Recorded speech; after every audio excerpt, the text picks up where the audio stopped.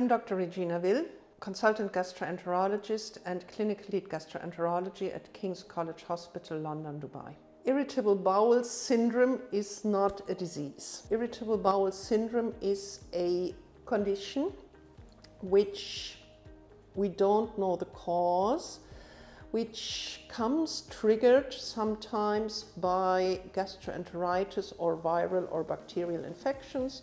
It can happen after an antibiotic treatment, it can happen under stress, it can happen after any of these things or even without a specific reason. And it comes with multiple gastrointestinal symptoms which can often influence the quality of life of the patient considerably. It causes bloating, distension, abdominal pain, discomfort, diarrhea with watery stools, sometimes 5, 6, 10 per day watery stools with undigested food, which can be explosive, or in other patients, severe constipation with very hard stools, which are pellet-like from an animal or a goat, and which typically comes in flares with good days, bad days, good days, and the patient doesn't know, what did I do that I feel so bad today? It is often triggered by food, for example, fatty food,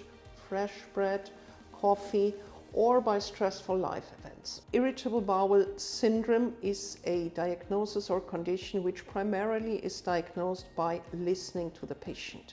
The clinical history, the story the patient tells you, is the first suspicion that an irritable bowel syndrome might be the cause of the symptoms. However, we have to exclude all other diseases.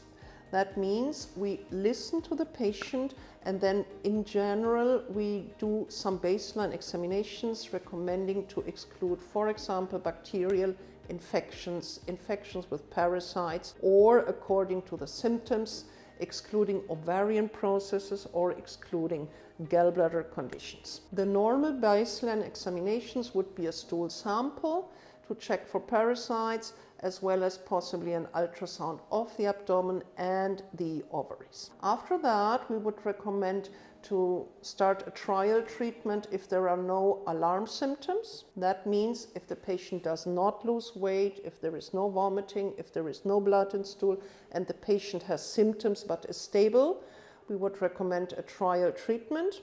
Or if the patient has more severe symptoms, then we would recommend to go further in the diagnostics, do laboratory tests to exclude, for example, anemias or other underlying conditions like thyroid diseases, or even to do endoscopies to get tissue samples. IBS is not a disease which has one single cause, and we do not understand the causes fully yet, which also means that the treatment is a symptomatic treatment and that we do treat the symptoms and that we need a multimodal approach. First of all, we do recommend that the most important feature is to explain the condition to the patient, to explain that it is harmless, that it will eventually disappear by itself, and that although the symptoms are severe, they will not turn into anything more serious. Secondly, we do recommend to change the nutrition if